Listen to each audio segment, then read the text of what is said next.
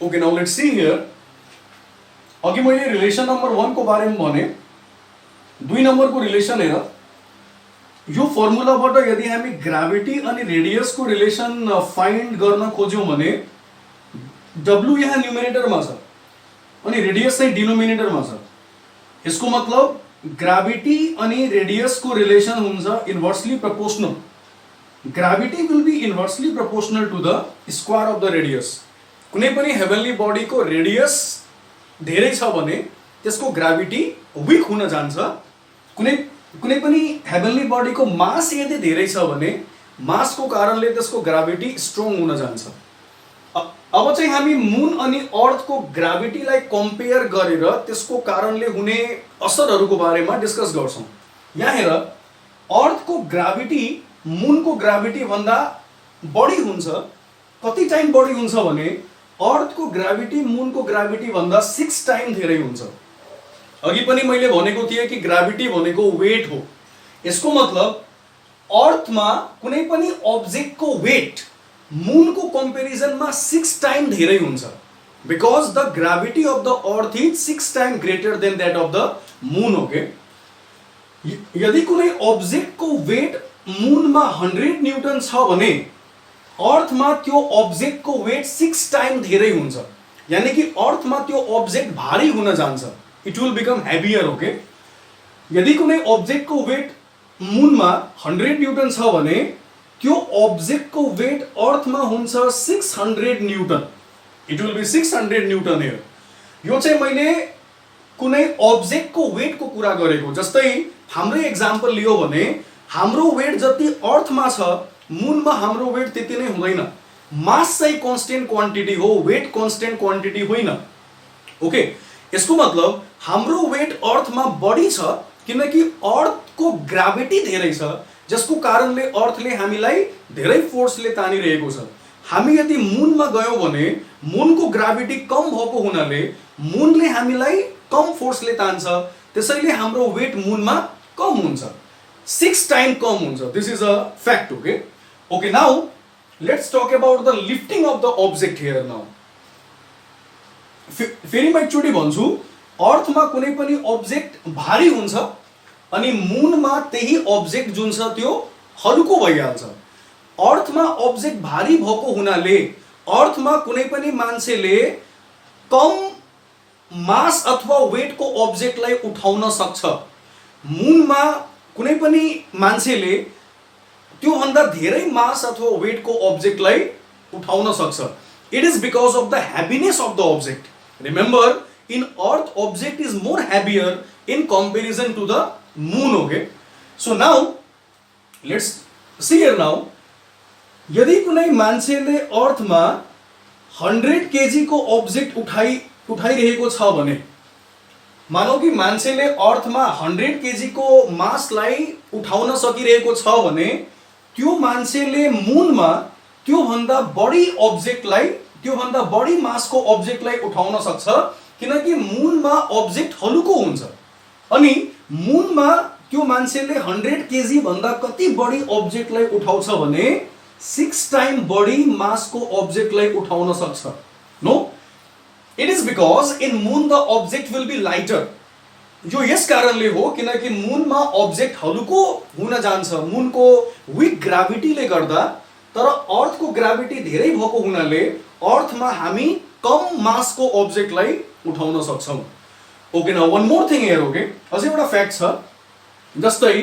अर्थ को gravity strong छ so अर्थमा हामी धेरै हाई जम्प गर्न सक्दैनौं किनकि लाइक जहिले हामी जम्प गरिरहेका हुन्छौं जम्पिङ चाहिँ ग्रेविटी को एगेन्स्ट मा भइरहेको हुन्छ सो अर्थ को ग्रेविटी स्ट्रङ भएको हुनाले हामी अर्थमा धेरै हाइट सम्म जम्प गर्न सक्दैनौं मानौ कि कुनै मान्छे अर्थमा 1 मिटर को हाइट सम्म जम्प गरिरहेको छ भने त्यो मान्छे मूनमा त्यो भन्दा बढी हाइट सम्म जम्प गर्न सक्छ यसको कारण फेरि के छ भने कि मूनको ग्रेविटी वीक छ सो यदि कुनै मान्छे अर्थमा 1 मिटर को हाइट सम्म जम्प गर्न सकिरहेको छ भने त्यो मान्छे मूनमा 6 टाइम बढी यानी कि 6 मिटर को हाइट सम्म जम्प गर्न सक्छ किनकि मूनको ग्रेविटी वीक छ no so this are some interesting facts related to the gravity.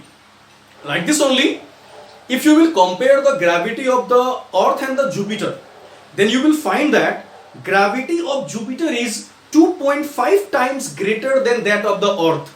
Jupiter को gravity Earth को gravity भन्दा 2.5 टाइम स्ट्रंगर हुन्छ। यसको मतलब जुपिटर मा हाम्रो वेट अहिले अर्थ मा जति छ जुपिटर मा 2.5 टाइम बढी हुन्छ। नो, हामी अर्थ मा जति जम्प गर्न सक्छौं जुपिटर मा 2.5 टाइम कम हाइट सम्म जम्प गर्न सक्छौं। Because in Jupiter we will become more heavy. No, it's okay then, that is about the gravity. अब अर्को एउटा टपिक को बारेमा हामी डिस्कस गर्छौं। This is the differences between gravitation and the gravity. Okay, let's see here now. Gravity र gravitation जुन छ त्यो चाहिँ similar term हो। अघि पनि मैले भने कि gravity is a special case of the gravitation। अलिकति फरक छ। Gravitation is the force between any two bodies of the universe। ग्रेभिटेशन चाहिँ युनिभर्स को कुनै पनि दुईवटा बडी को बीचमा हुने फोर्स हो। ग्रेभिटी चाहिँ त्यो फोर्स हो जसबाट कुनै हेभनली बडीले अब्जेक्टलाई आफ्नो सेन्टर तिर तान्छ। This is the gravity. यो यसको 1 नंबर को डिफरेंस हो। No, so here the difference we have got on the basis of the definition. Okay, 2 number मा हेर, 2 नंबर मा के हुन्छ भने ग्रेभिटेशन जुन छ, like gravitation can not be zero. Gravitation चाहिँ जीरो हुन सक्दैन। त्यो बेलासम्म जीरो हुन सक्दैन जबसम्म डिस्टेंस इन्फिनिटी हुन जाँदैन। किनकि यहाँ f भनेको ग्रेविटेशन हो अनि यो चाहिँ डिस्टेंस को स्क्वायर सँग इन्भर्सली प्रोपोर्शनल छ। यसको मतलब डिस्टेंस जति बढी हुन्छ ग्रेविटेशन त्यति नै कम हुन्छ। सो डिस्टेंस जब इन्फिनिटी हुन्छ ग्रेविटेशन त्यो बेला जीरो हुन्छ।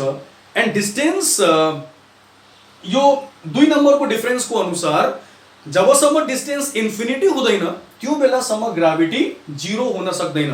तर ग्रेभिटी चाहिँ अघि मैले ग्रेविटेशन को बारेमा भने, सरी, ग्रेभिटी चाहिँ जीरो हुन सक्छ। जस्तै यो ऑब्जेक्ट अहिले सरफेसमा छ, यो ऑब्जेक्ट यदि अर्थ को सेन्टरमा भयो भने त्यहाँ चाहिँ r को भ्यालु जीरो हुन जान्छ। त्यो बेला चाहिँ ऑब्जेक्ट जुन छ ऑब्जेक्ट को ग्रेविटी जीरो हुन्छ। It means gravity will be zero when the object is present at the centre of the earth. Okay, और centre of the heavenly body में यदि कुनै ऑब्जेक्ट छ भने त्यहाँ चाहिँ ग्रेविटी जीरो हुन्छ।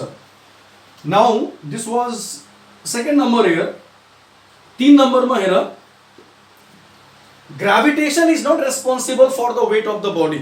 ग्रेविटेशन चाहिँ बॉडी को वेट को लागि रेस्पोन्सिबल हुँदैन, तर ग्रेविटी चाहिँ बॉडी को वेट को लागि रेस्पोन्सिबल हुन्छ। This is difference number 3। त्यसरी नै 4 नंबर मा छ।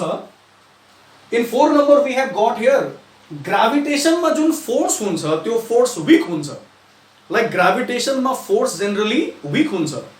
ग्रेविटी मा फोर्स स्ट्रङ हुन्छ किनकि ग्रेविटी मा एउटा ऑब्जेक्ट हेभनली बॉडी हो, अर्को ऑब्जेक्ट चाहिँ सानो ऑब्जेक्ट हो। सो सानो ऑब्जेक्टले एप्लाई गरेको फोर्स को कम्पेरिजन मा हेभनली बॉडीले धेरै फोर्स एप्लाई गर्छ। Hence in gravity the force involved is stronger. In gravitation the force involved is weaker. Okay then today we have completed gravity. आज हामीले ग्रेविटी को बारेमा पढ्यौं। सो हाम्रो अर्को क्लासमा हामी एउटा अर्को टर्म को बारेमा पढ्छौं। त्यो पनि धेरै इम्पोर्टेन्ट टपिक हो, that is acceleration due to gravity. No, त्यसको बारेमा म अलिकति आज भन्छु। जस्तै एक्सेलरेशन ड्यू टू ग्रेविटी को नाममै यसको मिनिङ छ। It is known as acceleration due to gravity. Like जब हामी कुनै पनि ऑब्जेक्टलाई माथि फाल्छौं त्यो ऑब्जेक्ट फर्केर अर्थ को सरफेस तिर झर्छ। यसको रिजन के छ भने कि अर्थले त्यो ऑब्जेक्टलाई तानिरहेको हुन्छ। नो, लाइक अर्थले त्यो ऑब्जेक्टलाई ग्रेविटी को हेल्पले तानिरहेको हुन्छ। जब त्यो ऑब्जेक्ट ग्रेविटी को कारणले झरिरहेको हुन्छ त्यो झरिरहेको ऑब्जेक्ट मोसनमा भएको हुनाले त्यो ऑब्जेक्टमा एक्सेलरेशन डेभलप हुन्छ। नो, लाइक जब कुनै ऑब्जेक्ट अर्थ को सरफेस तिर झरिरहेको हुन्छ त्यो ऑब्जेक्ट मोसनमा भएको हुनाले त्यो ऑब्जेक्टमा एक्सेलरेशन डेभलप हुन्छ। जो एसेलरेशन ग्राभिटी को कारणले डेभलप भएको हुनाले यसलाई नै एसेलरेशन ड्यू टू ग्राभिटी भनिन्छ no so acceleration due to gravity is the acceleration produced in a body or we can say in a freely falling body due to gravity. So यसको बारेमा डिटेलमा हामी अर्को क्लासमा डिस्कस गर्छौं. आजको लागि यति नै राखौं. It's okay for now. Thank you.